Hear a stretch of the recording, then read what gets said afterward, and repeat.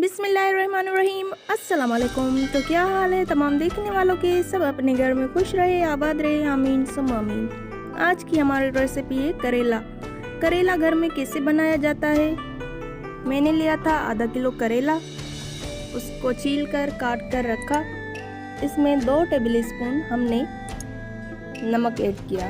नमक को हमने अच्छी तरह से मिक्स कर लेना है और उसके बाद हम इसे धूप में रखेंगे 1 घंटे के लिए। धूप में हम इसीलिए रखते हैं क्योंकि इसका कड़वा पानी निकल जाए और इसकी कड़वाहट खत्म हो जाए। तो 1 घंटा हो चुका है। अब हम इसे इस तरह से निचोड़ेंगे, इसका सारा कड़वा पानी निकल आए, इसी तरीके से और इस तरह से। इसके बाद हम इसे धोकर पानी से साफ कर कर इसका पानी जो भी है कड़वा वो निकालना है। इस तरह से ये हल्के से खुश्क होने चाहिए और उसके बाद हम फ्लेम को ऑन करेंगे। कढ़ाई हमने पहले ही चूल्हे पर रख दी थी, कुकिंग ऑयल इसमें ऐड किया था और इसके बाद हम इसमें ऐड करेंगे करेले।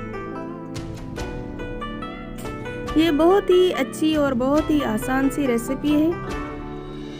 जो स्टेप मैं आपको बता रही हूँ, स्टेप बाय स्टेप आप वही करना। इससे आपके करेले कड़वे नहीं बनेंगे, बहुत ही टेस्टी आपकी सब्जी बनेगी, आपका सालन बनेगा। तो हमें इस तरह से फ्राई कर लेना है। ये देखिए,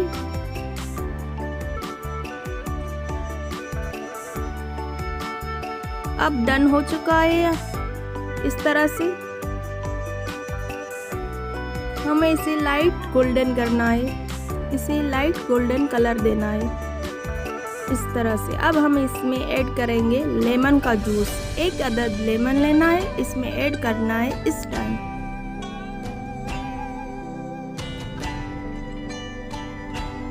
अब हम इसमें ऐड करेंगे 3 टमाटर कटे हुए। ये आप जो मैं आपको बता रही हूँ इसी तरीके से और स्टेप बाय स्टेप ऐसे ही आपको पकाने हैं, तो आपके करेले बहुत ही लजीज, बहुत ही टेस्टी बनेंगे।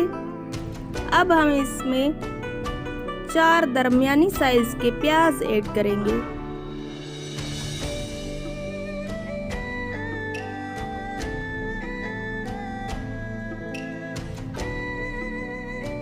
इसको अच्छी तरह से मिक्स कर लेना है और उसके बाद 1 टेबल स्पून लाल मिर्च का पाउडर ऐड करेंगे।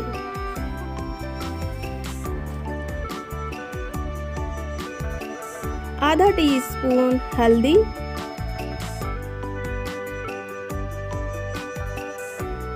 1 टीस्पून जीरा,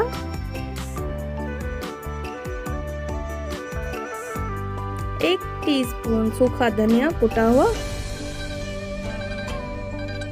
आधा टीस्पून चाट मसाला। अब हम इसको अच्छी तरह से मिक्स करेंगे ताकि ये मसाले घुल मिल जाए।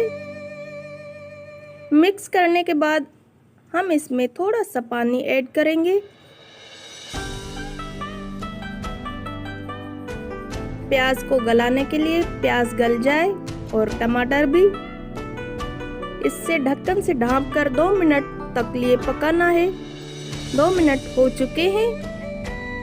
अब हम इसका ढक्कन उतारेंगे, देखेंगे प्याज गले कि नहीं।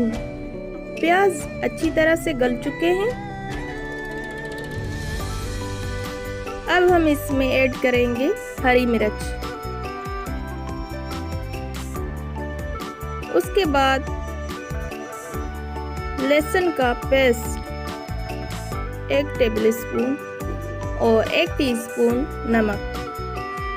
नमक आप अपने टेस्ट के मुताबिक इस्तेमाल करना, जितना आपको पसंद हो। इसको कर लेना अच्छे से मिक्स। हम फिर से इसे ढक्कन से ढाँप कर रखेंगे 1 मिनट तक लिए।